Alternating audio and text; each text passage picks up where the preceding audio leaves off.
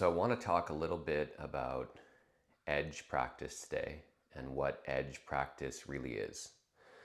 So your edge is usually something that you've been avoiding or you have a limitation around, and that's something that you want to stretch into. And so the edge practice is about coming into contact with that edge on a regular basis, on a daily basis, perhaps even, and designing scenarios or trials that would put you in contact with your edge. So I'll give you a few examples here. An edge that I have worked with, and I know a lot of others have, is an edge around receiving.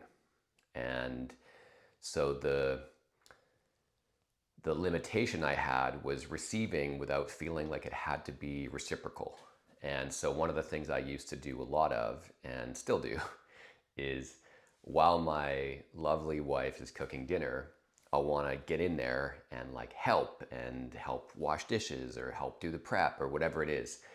And she's really wanting to give, and it occurs to her as I'm not receiving the beautiful meal she's preparing for me.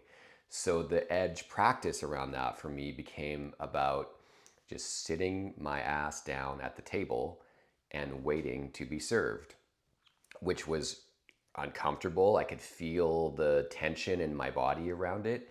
And the more I did it, the more I was able to receive. So that's an edge practice that I could do on a regular basis to come in contact with my edge. Now, you might have an edge that is about, let's say you're not fully committed. Maybe it's at work. So you're not fully committed at work. And so part of your edge is to go all in for a period of time. And going all in at work probably is showing up other places. So your real edge is that you're not fully committed in life in general. And maybe it just happens to be glaring or really staring you in the face when it comes to your work. And so you would want to design a trial or a series of practices that would put you in contact with the part of you that is not fully committed. And yeah, that might be at work, but chances are if you explored that a little further in your life, you'd find many other areas. Maybe it's in the way you parent. Maybe it's the way that you show up for your family on the weekends when you're not at work. Maybe it's the way that you take on your personal fitness regime.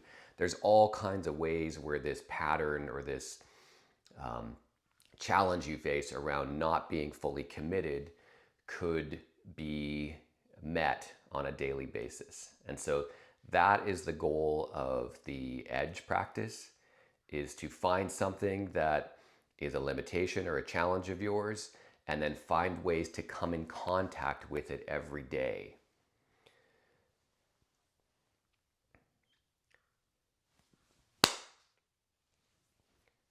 And the edge practice is different than austerity.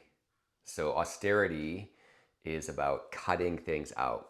So let's say you want to abstain from alcohol for a period of time, or you want to abstain from social media, or all kinds of things you could abstain from. Maybe it's excessive exercise even, who knows? All kinds of things you could abstain from. But the austerity practice is different because austerity is about you not doing something. And so in many ways, you're not really coming into contact with the part of you that wants the thing.